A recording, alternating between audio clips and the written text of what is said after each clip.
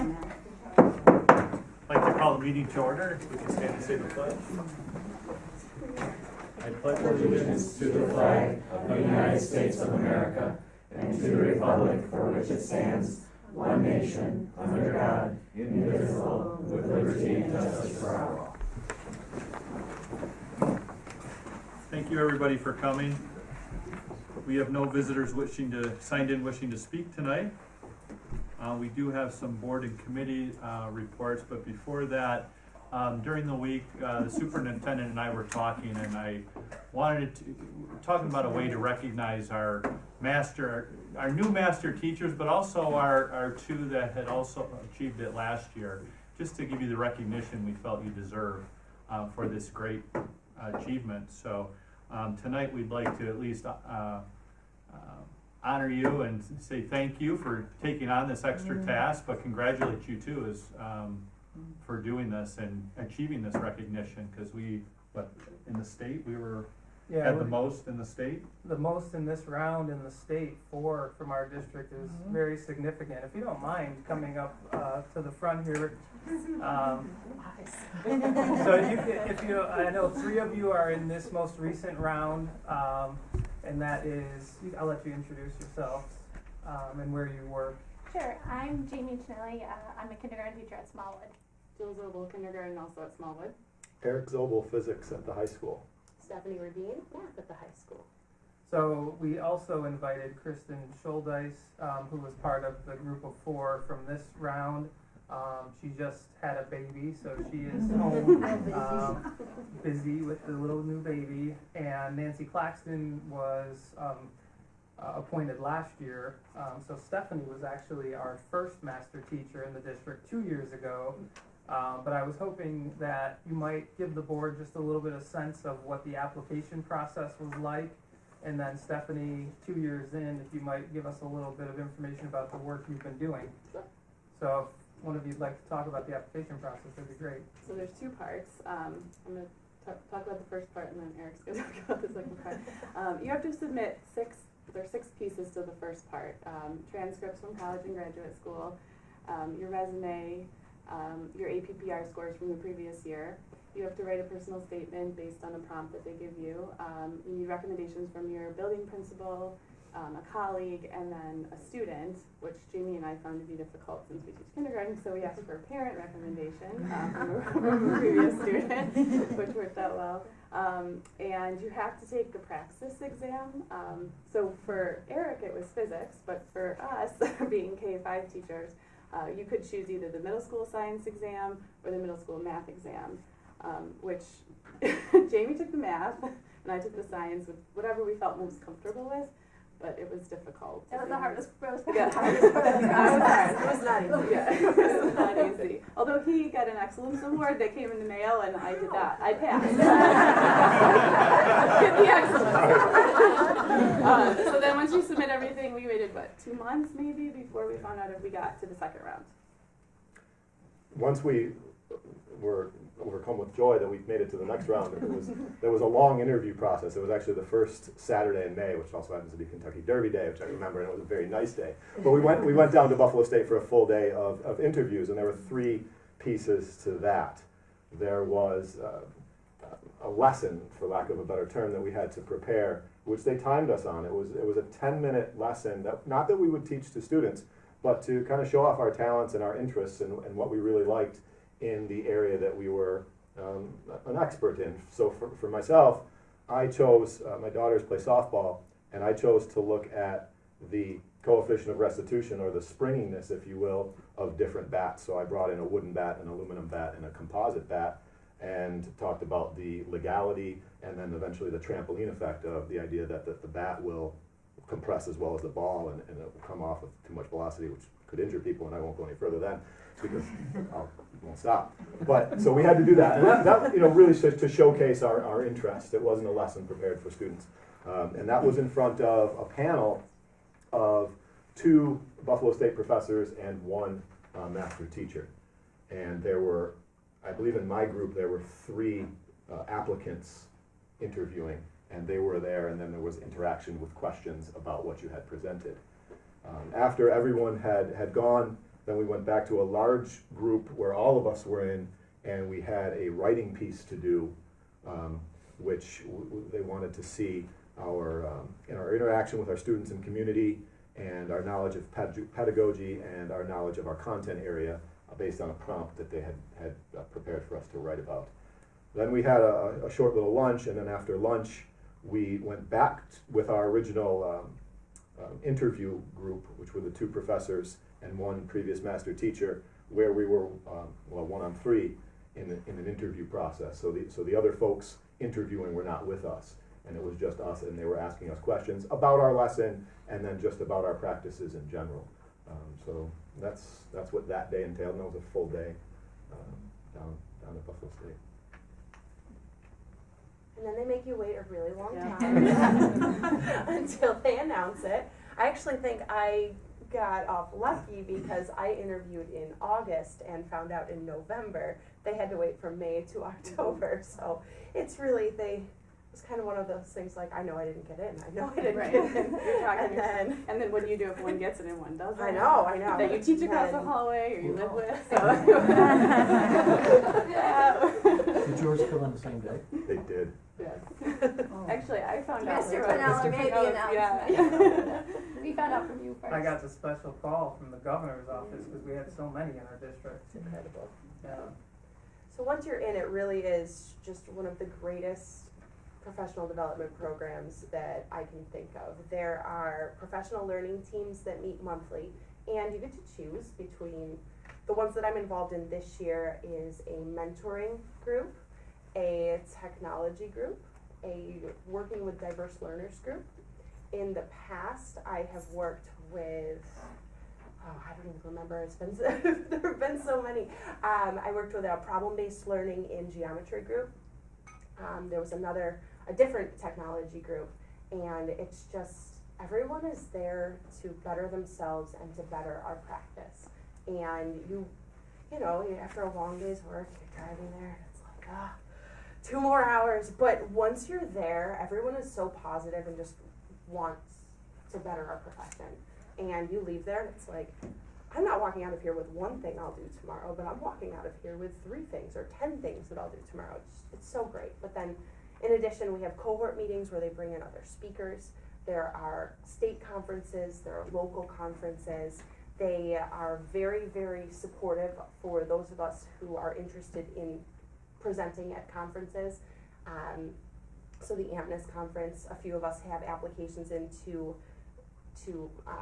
do presentations at the National Council of Teachers of Mathematics conference this year. So we're waiting to hear back from those, but there's just so many great opportunities. And then they also have mini courses which run 3 or 4 days, once a week or once every couple of weeks. And I actually just finished one on global positioning systems, which I'm not sure I'll use in my classroom, but I might at some point. But it was super cool, and just things to better yourself and your profession. And it really is just an incredible professional development program. And I feel so fortunate to be a part of it. And I'm like, I'm 2 years in, I only have 2 years to go. But I'm super excited, and congratulations to everybody that got in, because it's quite a feat.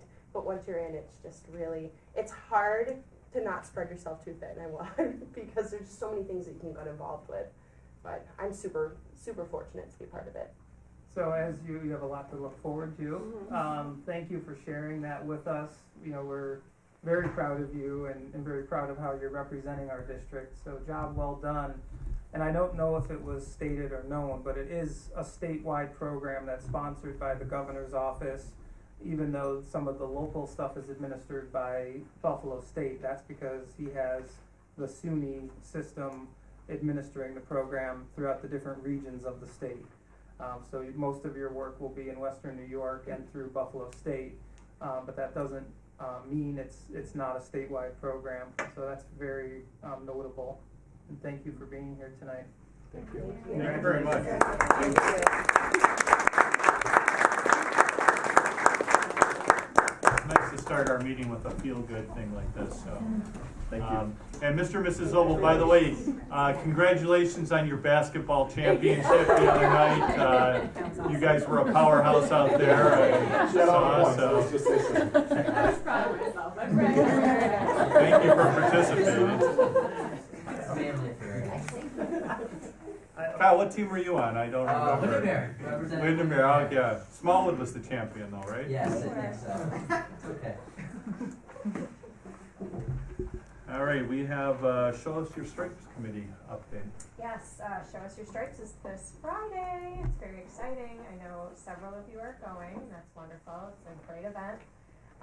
There's going to be a fabulous basket raffle and silent auction and all sorts of good food and drinks and good time had by all. So if you don't have tickets, Deb Custodian has plenty if you'd like to join us. But committee's been working hard and it'll all be over soon. Fantastic, it's a great fundraiser. And we have EC ASB legislative update, I guess, from Bevol. Yeah, the ECASB held a roundtable with different state senators from the different districts in BOCES 1, I would assume, right? And myself and Superintendent Pinella, along with the Akron Board, Clarence Board, Sweet Home Board, and Superintendent, and the Williamsville Board, met with Senator Ransonofer and expressed some of the concerns that are facing us and some of the other districts. He was open to some things, and the main things he seemed like he was more open to were the different reserves that we've talked about, which were the teachers, TRS reserve, and then and then the administration. healthcare reserve. Yeah. Yeah. So he was open to those. He certainly didn't pander to us, not at all. And so I think that, you know, the message, a message was, you know, is gotten across to them. I don't know what they're gonna do or not gonna do, so we'll see what ends up happening. And he said, you know, it's somewhat dependent on what happens in the elections as well. So, Yeah, you referenced the Buffalo News article that was recently published, I think it took 2 Sundays ago, about what the politics might mean. It was certainly speculation, but he seemed to have some evidence behind it from 2009-10 in a similar situation. So I guess that lends itself to believe that there's a lot of unknowns still. well, and I think, you know, Bruce Frazier is the head of the ECASB. He seems to have a pretty decent handle on it, and I think his main focus is just upping, you know, percentage of support that comes to the districts, and I think that's the one maybe unifying message that he wants to get across. So we'll see what happens. Is this a yearly forum or is this just something unique? Yeah, it's a yearly forum. What was impressive is the senators actually showed up. So normally they call it a legislative forum, and they invite all of the, you know, assembly men and women or the senators. And this time they just focused on the Senate because that's the one where the politics seem to be the most uncertain with this upcoming election. And the assembly, traditionally, when they produce their one-house budget, is always quite higher than what the governor's is. And the Senate often seems to be one of the deciding, you know, factors in the compromise. But what was great is through some great communication, Bruce Frazier was able to get most of the senators representing the Erie 1 districts to be in attendance. Where in the past we've talked to their aides or somebody from their office. He's stepping down. Did you hear that? Yeah, they're transitioning. I think he's gonna continue with the advocacy piece. He's not. Oh, you mean, He's gonna be transitioning out. Yeah. entirely. I did see that in his last note, Yeah. something came up. But I think he's done a good job Yeah. grooming the next Yeah. wave of leadership. For sure. Yeah, Did work together for a long time. right. With that, we'll turn it over to you. Well, Superintendent's report. great, thank you. I'm excited about the first item under the superintendent's report. It's board recognition. And the pottery in front of you was made by 2 high school students, Olivia Cinquino and Lori Maxwell, under the direction of art teacher Mrs. Juliana Curtis. So I thought it would be fitting to give you something from our kids. Thank you very much. I got a small voice, I have but a small dream, the fragrance of a flower in the unpolluted air. I am but a small voice, I have but a small dream, to smile upon the sun, be free to dance and sing, be free to sing my song everywhere.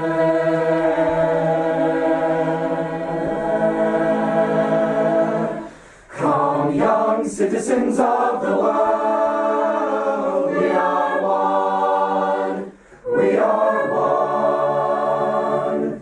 Come, young citizens of the world, we are one, we are one. We have one hope, we have one dream, and with one voice we sing. Peace, prosperity, and love for all mankind. Peace, prosperity, and love for all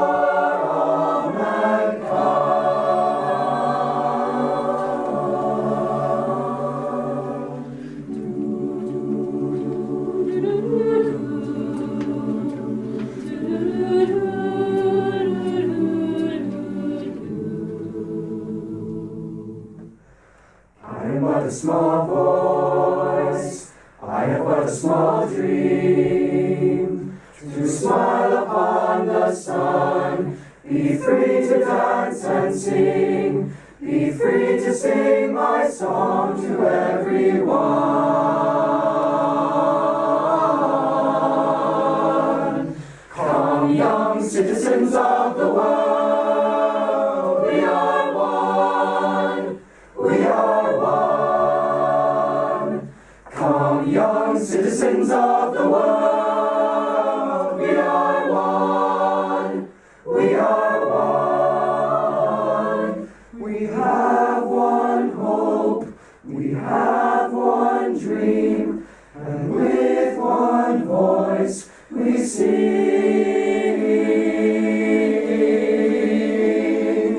Peace, give us peace, prosperity, and love for all mankind. Peace, give us peace, prosperity, and love for all mankind.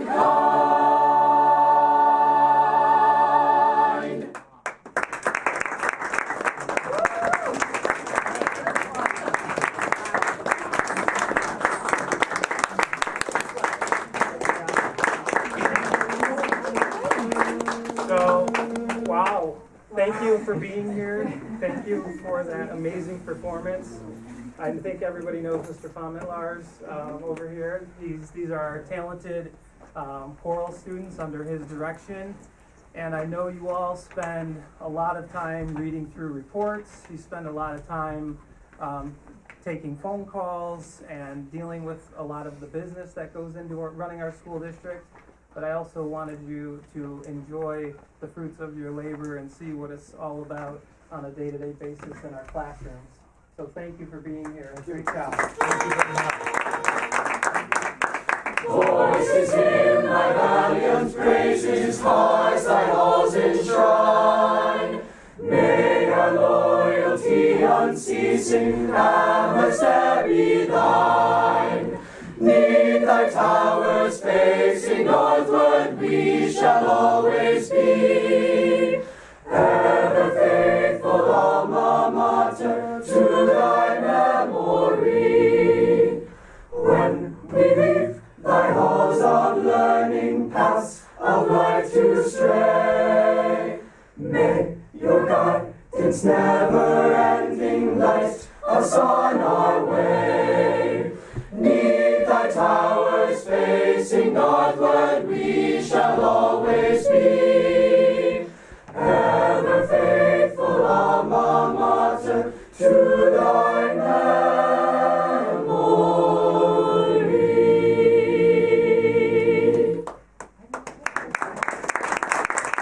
Thank you for the invite, Mrs. Collins. Thank you very much. We have rehearsal tonight, so we're going to hightail out. All right, thank you. Great Thank you job. very much. Great job, you guys. Well done. We're here after 20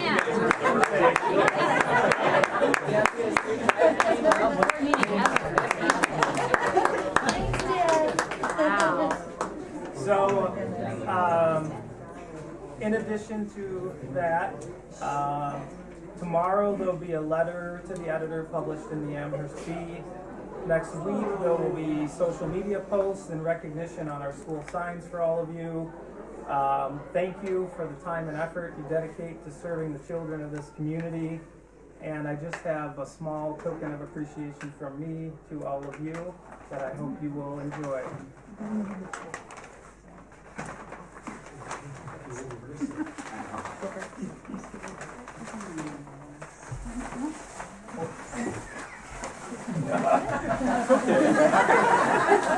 Kind of can't forget about the president. Everybody wants to see what Very nice. it is. Very nice mug here. Customized Yetis. Oh, the Yeti, no less. Wow.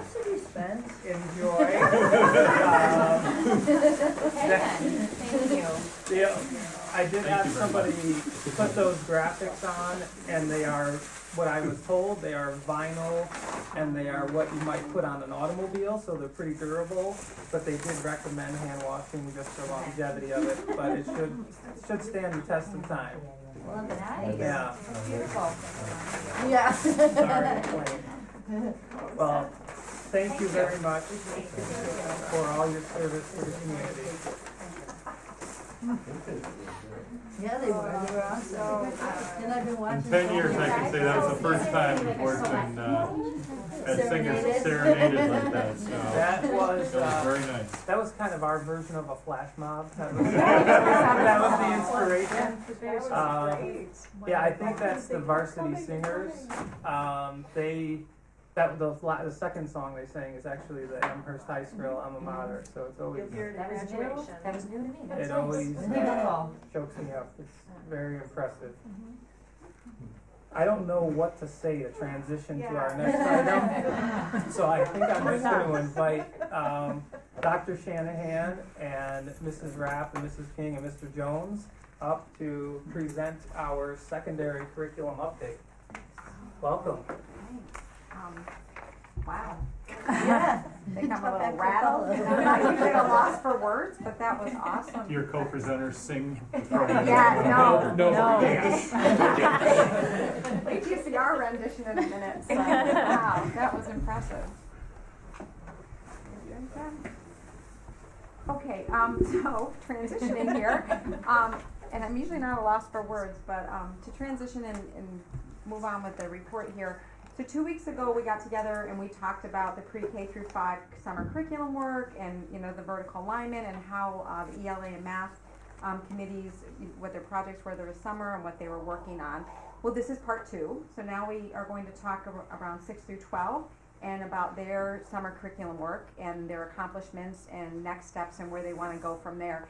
And I want to emphasize, and I said it last week, and I'm going to say it again, I want to thank you for giving us these opportunities to work in the summer, because this is a time when they can get together with their peers and vertical alignment. So 5th and 6th and 7th and 8th, you know, in this case it'd be 6 through 12, can talk across grade levels when they're not worried about subplans, they're not worried about their classrooms, and they really can focus on their craft.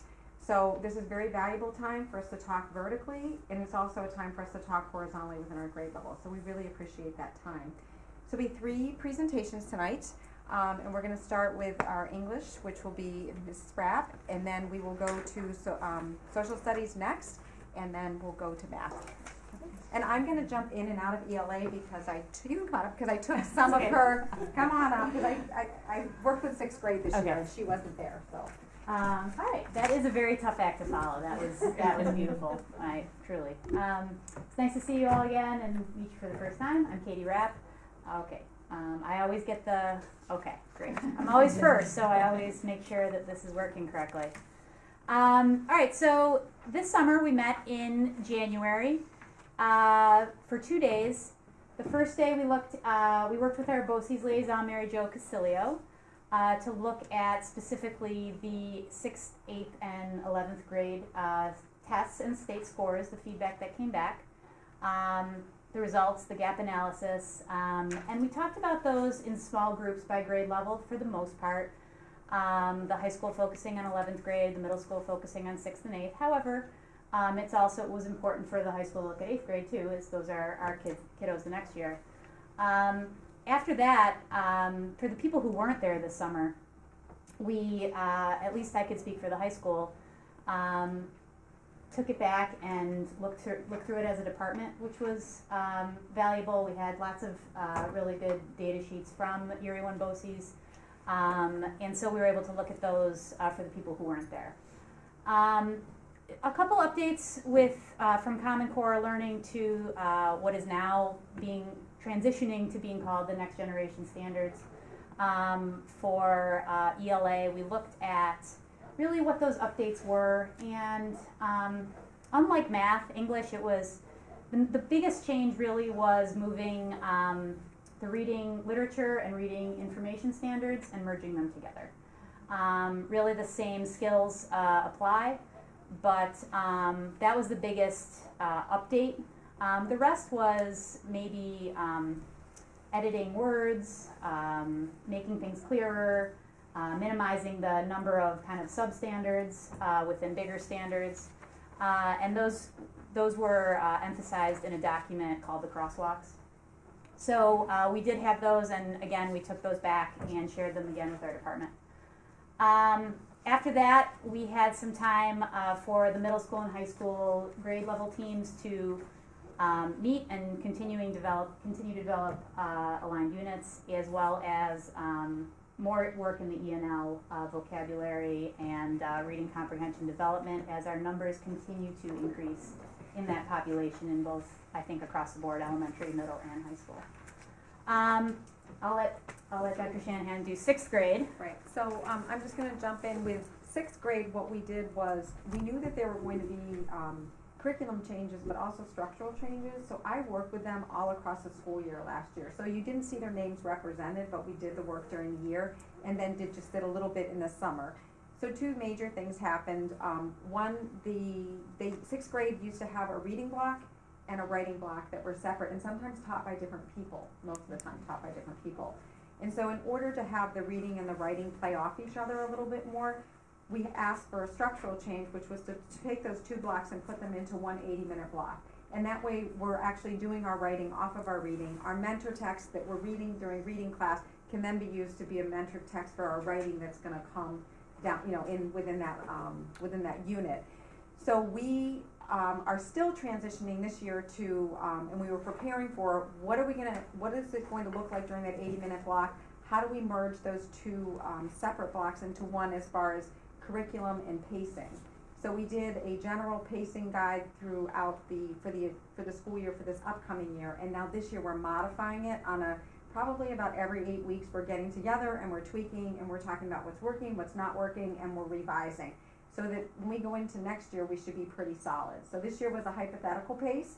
Next year we'll have the data to say yes, it takes approximately this amount of time. So middle school, although they weren't in full attendance this summer, we did a lot of work across the school year and continue this year with that as well.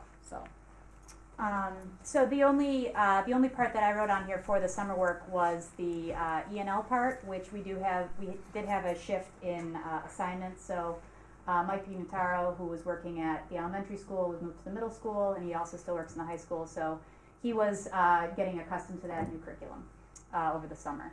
And then the biggest, I think, movement this summer was from 7th grade. In the past, they've always done a revolutionary text, My Brother Sam is Dead.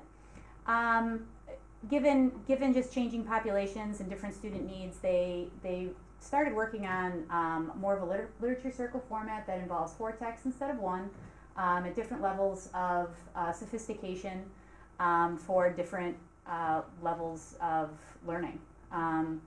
So they were working on that and drawing different texts in.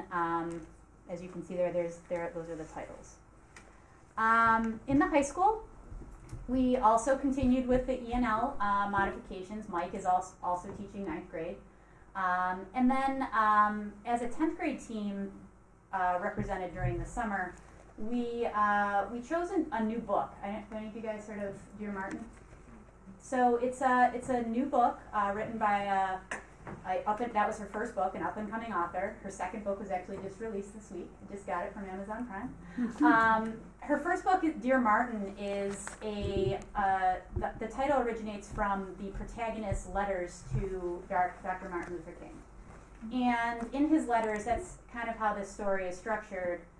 He writes to him about, his own personal struggles of identity, of being a teenager, of situations and conflicts because he's an African American boy.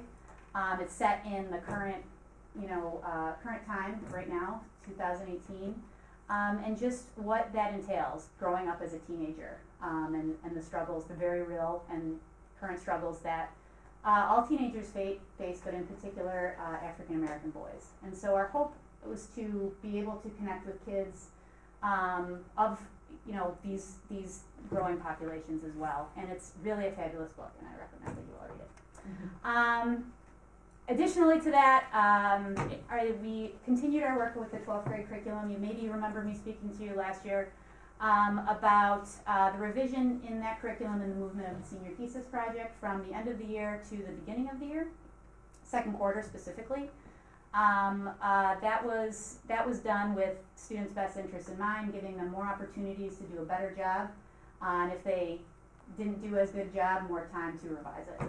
And more time was spent in the summertime with the second quarter of the year and developing TED Talk style speeches and presentations, which are ongoing again this year.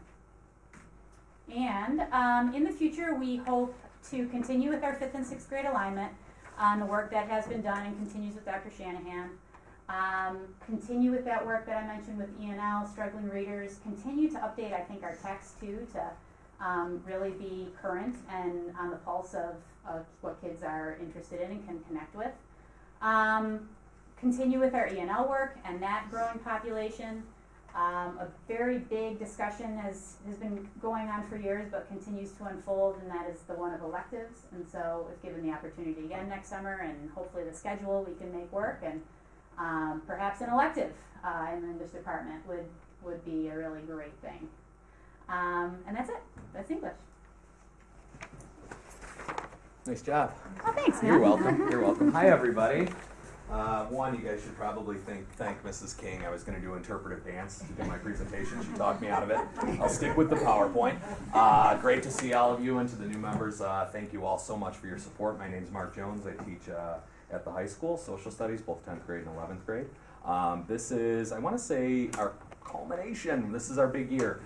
This is the year that the big changes come down. And if you look at our committee members, we've had great participation right along from 6, 7, 8, 9, 10, 11, and 12. There's really only a handful of teachers who aren't directly involved. But of course, we go back to our respective buildings and kind of turnkey all this great information that we've been working on so hard for the past 4 summers. This year, again, we were able to meet with our BOCES liaison, Jessica Carnes, very knowledgeable in what's out there.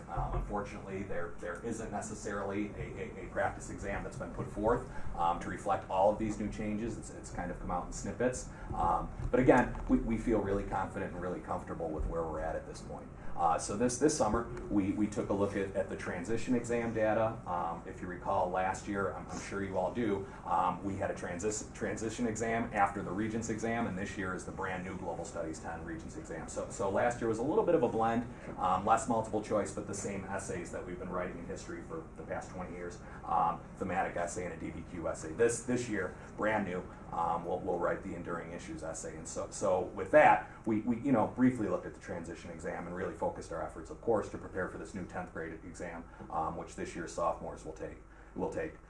Middle and high school curricular teams, we continue to develop common assessments and academic languages and best practices for these new sort of historical thinking skills that our students will be asked to sort of reflect on the exam. And of course, we continued our work on like our Amherst own set of enduring issues that the kids have been exposed to now in 7th grade and 8th grade. Kate's work in English, some of those contemporary issues of power and authority and these sorts of things, reflect also in the social studies. So it's great when you hear cross-curricular sort of, worlds colliding. Outcomes, this is the year. We're nervous, but we're excited, and it's all coming together. It's all going to happen. This year, the current sophomores will take the brand new Global Studies exam. We've been, as a sophomore teacher, we've been really, really thankful for the work of our 6th, 7th, 8th grade, and 9th grade teachers, because when we've talked to our current sophomores, hey, the enduring issues, oh sure, Mr. Jones, we know that, or hey, when we're talking about historical thinking skills and thinking about bias and point of view with historical documents, the kids, are part and parcel with us. Sure, yeah, we've done that before. A huge thanks and a huge amount of gratitude to the 6th, 7th, 8th, and 9th grade teachers. At any rate, we also continue to work on creating sort of an Amherst toolbox of new evidence-based multiple choice questions, of new constructed response questions, and some of these sort of prototypes of these enduring issue essays that the kids, again, will be asked to do this year in 10th grade, and then will continue next year as juniors on the new U.S. history exam, which will be unveiled. And then we continue to think about historical thinking skills by grade level. What's appropriate for a 6th grade student? What's appropriate for a 7th grade student? The concept of bias is not probably appropriate for a 6th grade student, but by 8th grade, they can begin to wrap their head around these new changes. Future work, we're eager to see how our students perform. We're very confident that that they're prepared and ready to roll. After the early June exam, we're going to turn around and try and get it graded and reflect on the data that the exams show us. We'll continue to implement these new curriculum materials, these new assessments in the social studies, and continue to think about best practices 6 through 12 and these new historical thinking skills. And again, thank you so much for all of your support. Ms. King.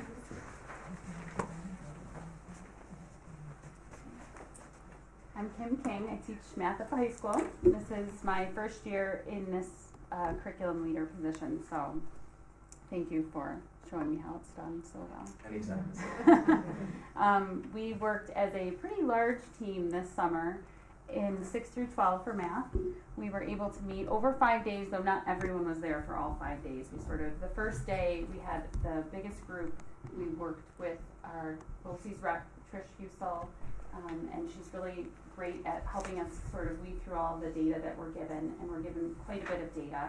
We love to look at that as being math people, and we analyze that and look at the gap analysis, and we really work hard to take that information and help us drive curriculum changes and our changes that we're going to be implementing throughout the year. She also presented us a rollout of the Next Generation Learning Standards, which were the important changes, dates, and where to find information. So that was a requirement that she had to do for us, and we were able to see those things.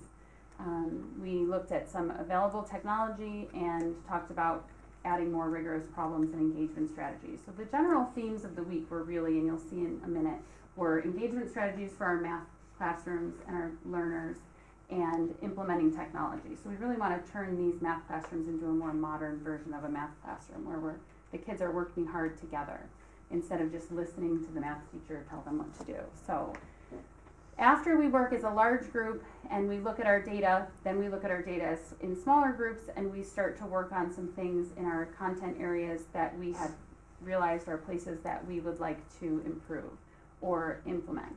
So in 6th grade, rate, ratio, and percent is a very large concept in 6th grade, and so the 6th grade teachers created classroom materials and incorporated websites, so brought that technology into unit lessons to allow for instant feedback and more collaboration with the kids, and again, that idea of engagement for students. So they're working together on a lot of these problems and concepts. In 7th grade, they were technology focused. So in order to engage the kids, they looked at some really neat technology websites and online quiz things that are available, such as Kahoot, quizzes, Quizlet, and some other ways to have the kids working together, but also implementing technology into the classroom. 8th grade, they really focused on new problems of the week and multiple choice questions that were similar to the New York State assessment. So they really wanted to get the kids some examples regularly throughout the year that look more like their assessment questions. And that was someplace that they focused. Our 6th through 8 AIS teachers, they completed preliminary benchmarks for all grade levels.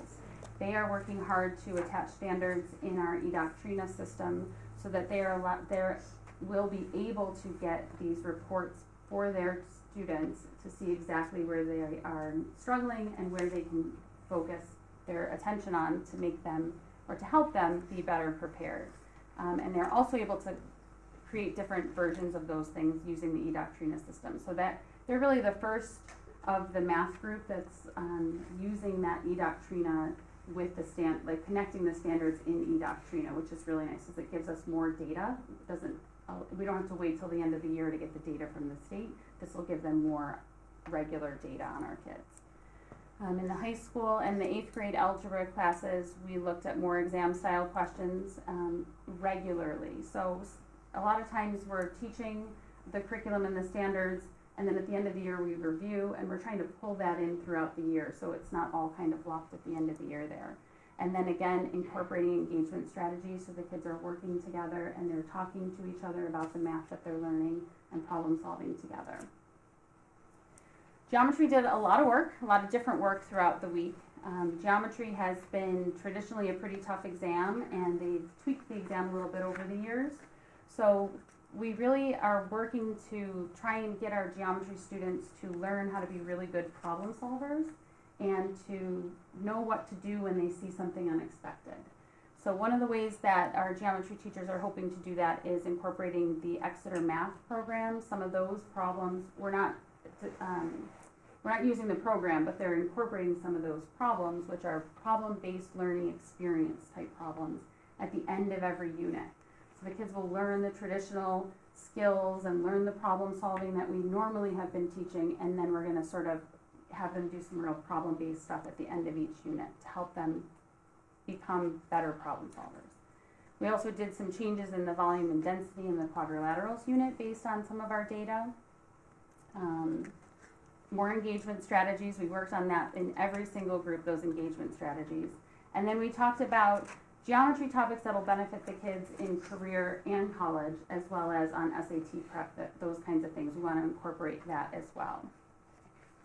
Algebra 2, we focused mostly on engagement strategies, really trying to get the kids to work together and do things rather than just learn in a note-based type of classroom setting. We want the kids talking and problem solving, and so we're really looking at and incorporating those engagement strategies.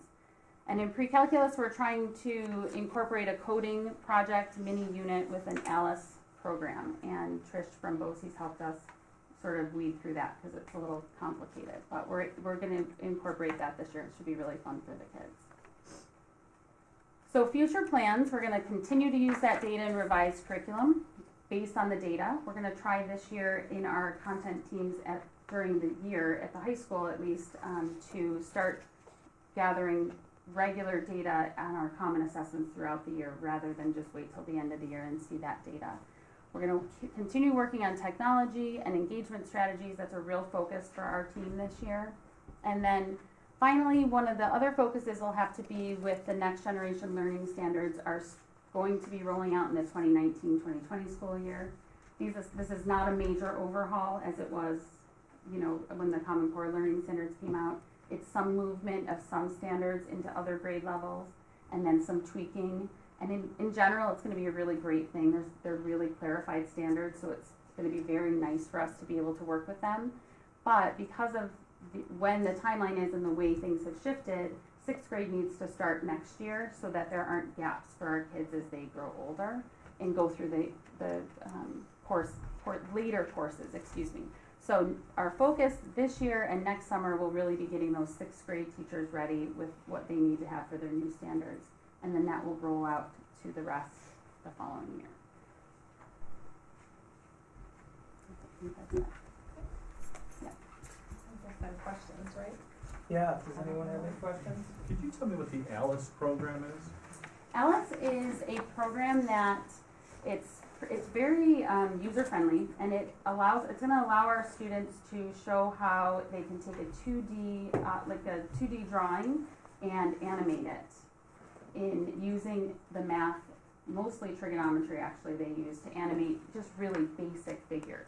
So they'll pick the figure that they get to use, that they want to use, and then they will get to pick the rotations that they want to do and the movement that they want to do, and they learn not just how to program, because the programming itself isn't that difficult because it's a pretty user-friendly program, but we're going to be incorporating into that lesson or that unit why those things work. So how do you take a 2D object and make it look to your eyes like a 3D object? And that's really trigonometry based. So we're going to be showing them the work behind that. It's neat. A lot of the math behind coding and programming, Right, exactly. Thank you. right?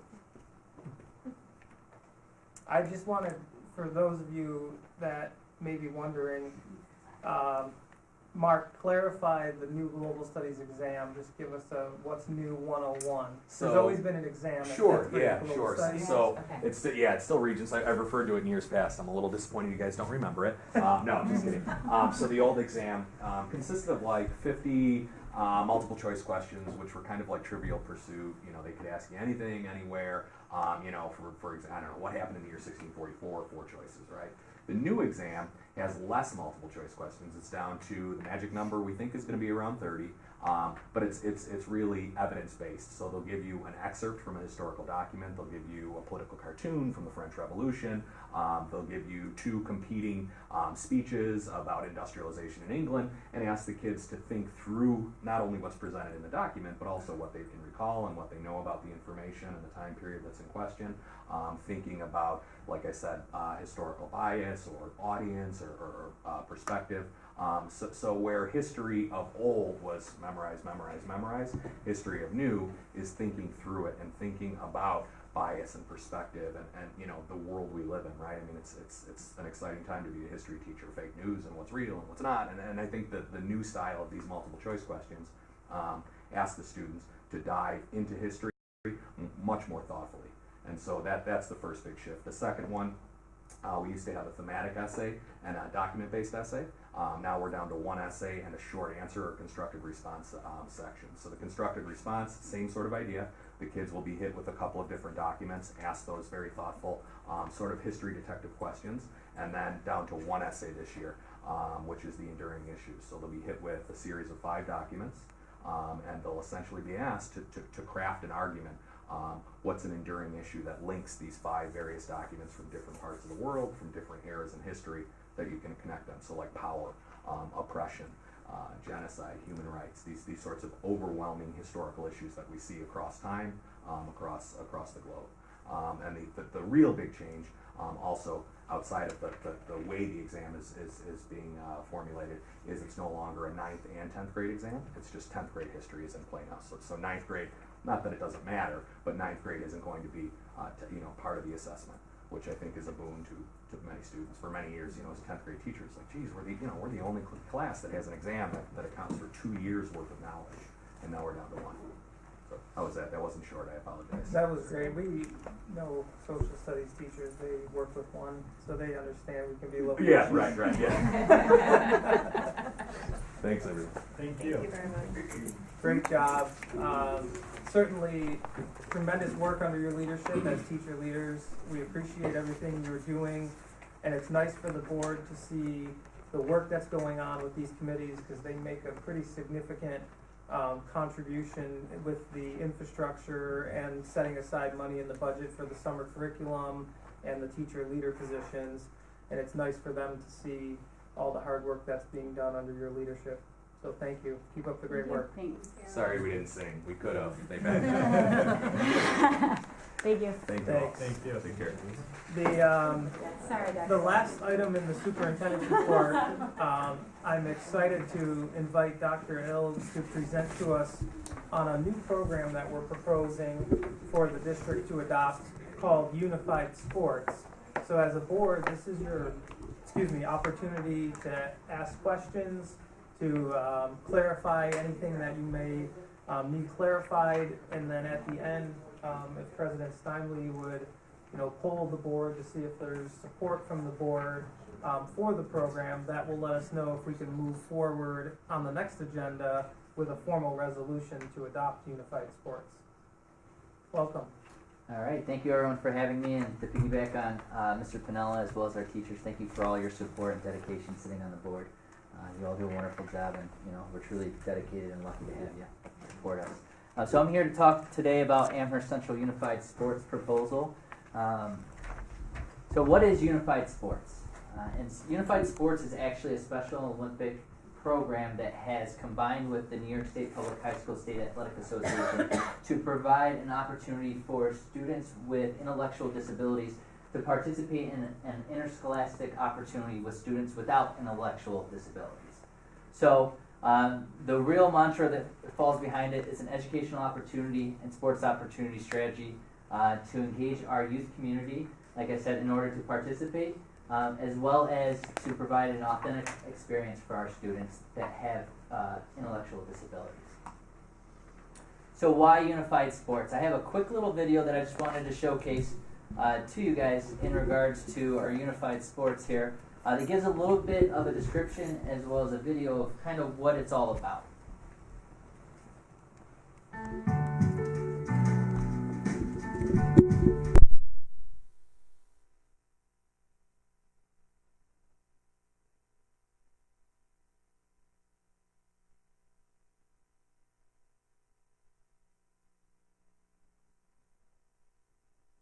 Unique partnership.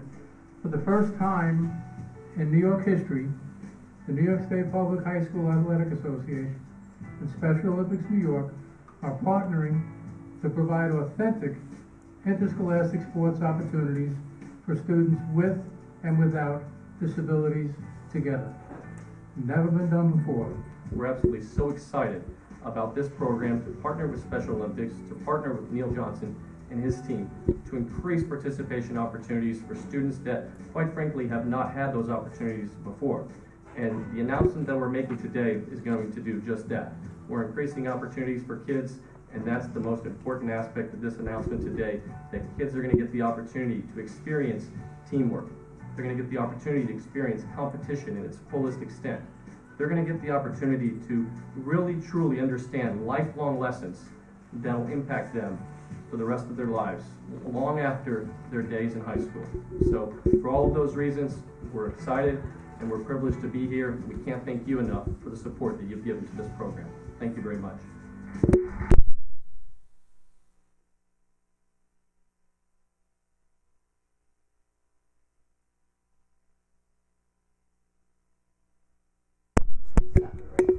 I can't say it any better than the director of New York State Public High School State Athletic Association, how he prescribes the chance for student athletes to have experiences that they normally would not have in an interscholastic opportunity.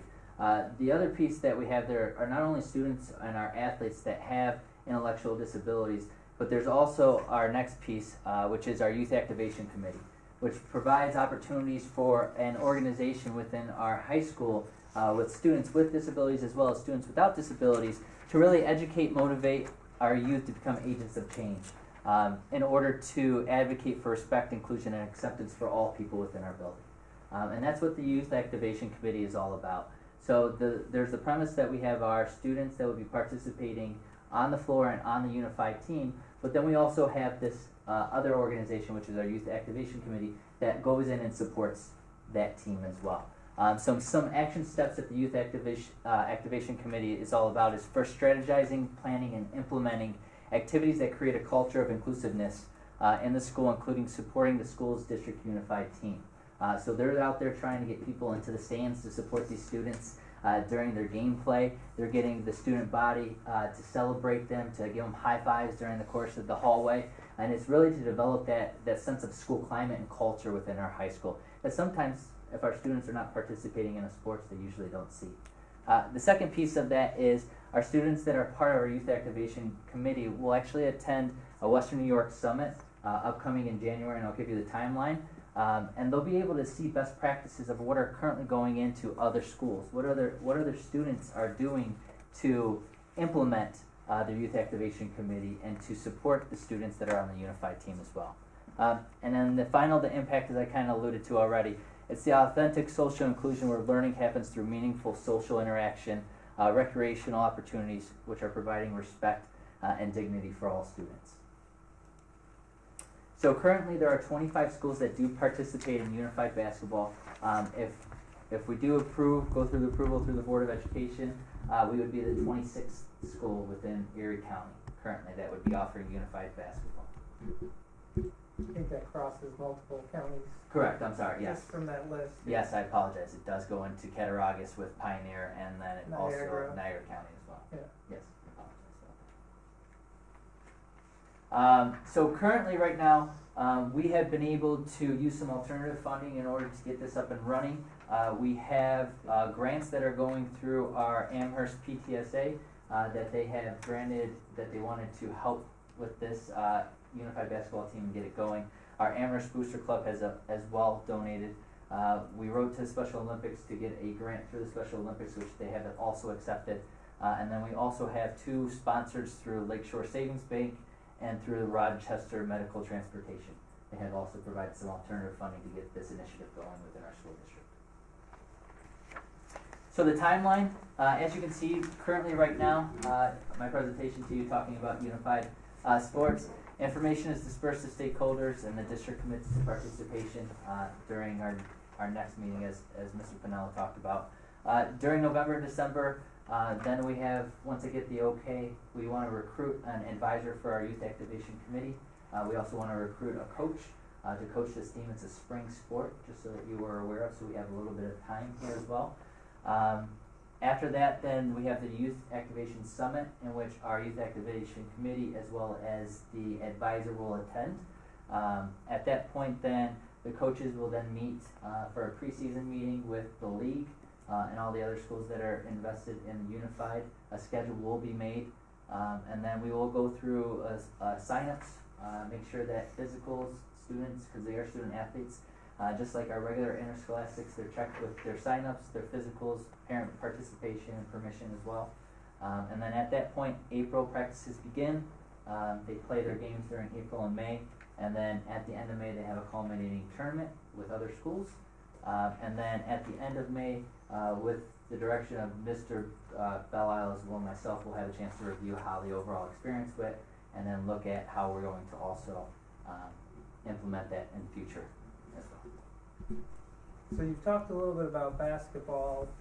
How many unified sports are available? So currently there are 2 unified sports. So bowling is in the winter.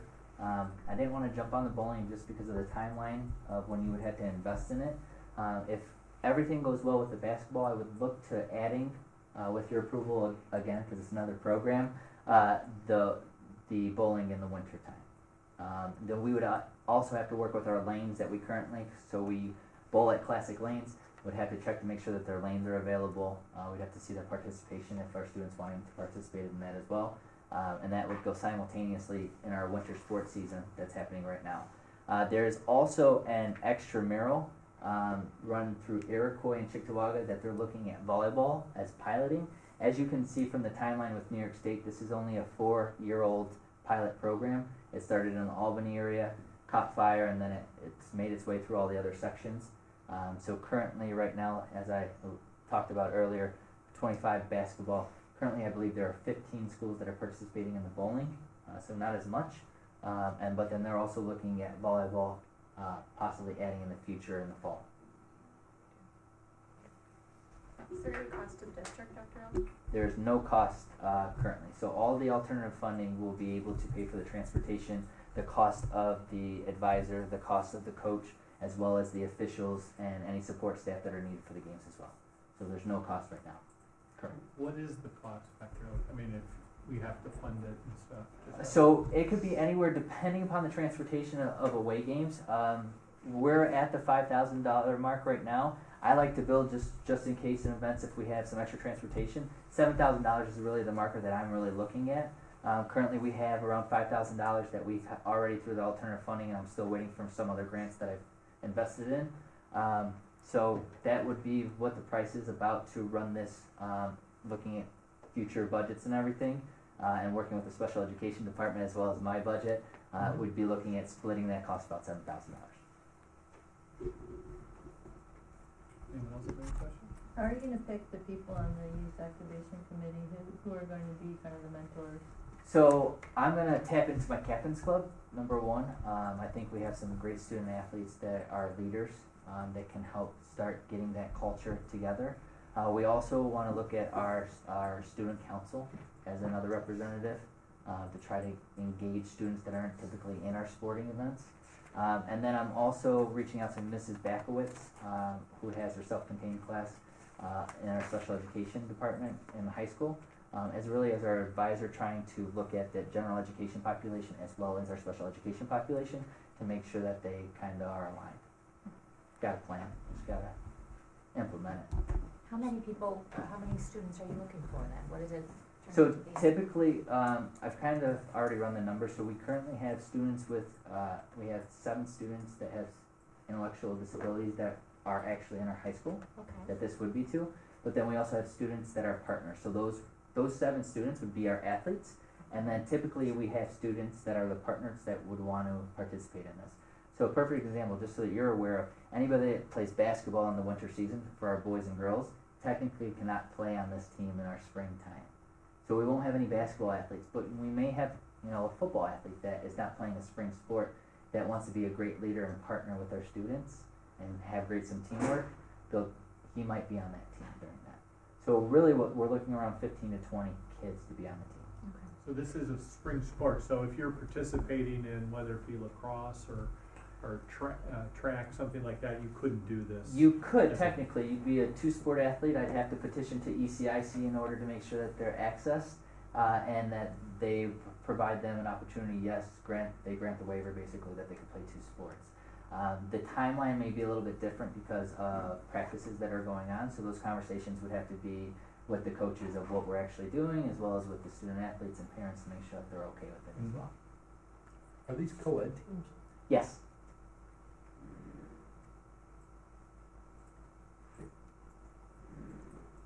And so, I guess unless you play fall basketball, so it's open to anybody then? For this team, Yeah. it is, so specifically you have to have students that have an intellectual disability. They have to have a certain amount. We have to have at least 5 kids that are on that team that have an intellectual disability. On the court at one time, they have to have 3 students that have intellectual disabilities that are playing at one time.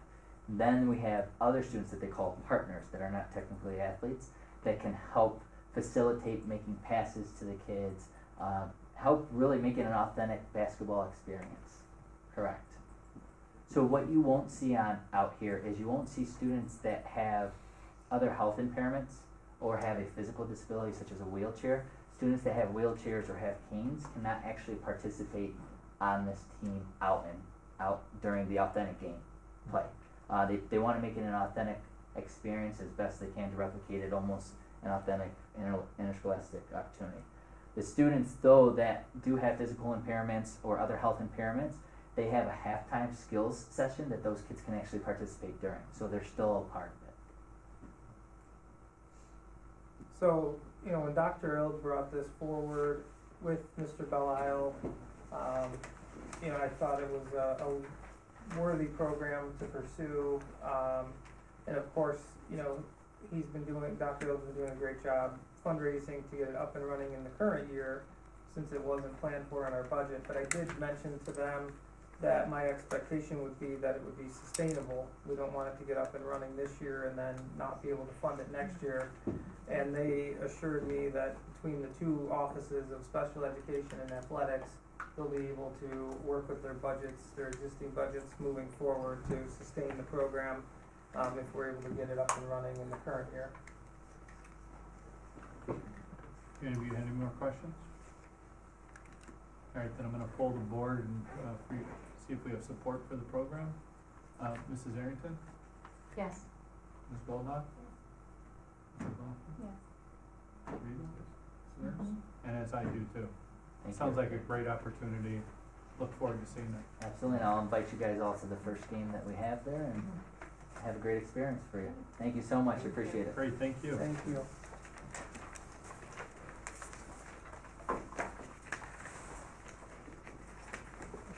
Just a quick update for anyone wondering about the construction of phase one. I know we've had some folks that have inquired about recreational use of the track or the turf. We currently have not opened it for recreational use because we still have some construction that is ongoing, particularly electrical work and fencing and some seeding and grading, but the electrical work is the main reason why we continue to keep the complex closed for the community. That work is expected to be completed within the next 2 weeks. So once those magnetized gates at Berryman and Westmoreland are operational, we should have it on the timer, which will open it from approximately sunrise to sunset, or whatever we set it at, 5 a.m. to 9 p.m. or sometime earlier now in the fall. So that is, we have been using the complex for our interscholastic athletics, as many of you are aware. But the recreational piece just quite isn't there yet because of the designation of it being a construction zone. We really can't have people in there without the appropriate supervision and, guidance from our staff. So that's where we are with phase one. Hopefully within the next 2 weeks, we should be able to have it available to the community at large for recreational use. Okay. Thank you very much. Thank you. With that, we'll need a motion for new business. I'm sure you have it written out. Make a motion for new business items 1A through H, 2A through D, 3, B, C, E, G, and H. Second. Ms. Goldhawk? Any discussion? And all those in favor of approving new business items E, 1A through H, 2A through D, and 3B, C, E, G, and H, please say aye. Aye. Opposed? Motion carries 6-0. I'd like to congratulate Mr. Janice for his new position. We're sorry to see you go, but good luck to you. I understand you would like to say a few words tonight, so please. If possible. So good evening. I wanted to write some things down because I didn't want to misspeak, because I know this is pretty important. So I apologize if I look down.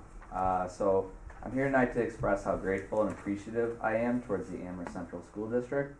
As you're aware, I put in my resignation notice a few days ago that you just approved. 6 years ago, a group of teachers and administrators in an interview room and a demo lesson believed in me, giving me my first real opportunity to make a difference in the lives of students.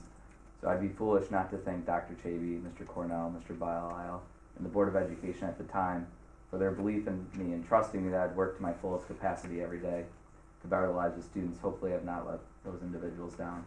While I'm saddened to be leaving Amherst to pursue an educational leadership opportunity, I'm fortunate to have such wonderful opportunities to grow as an individual. Dr. Griesmer states that Amherst Middle School is the best middle school in Western New York.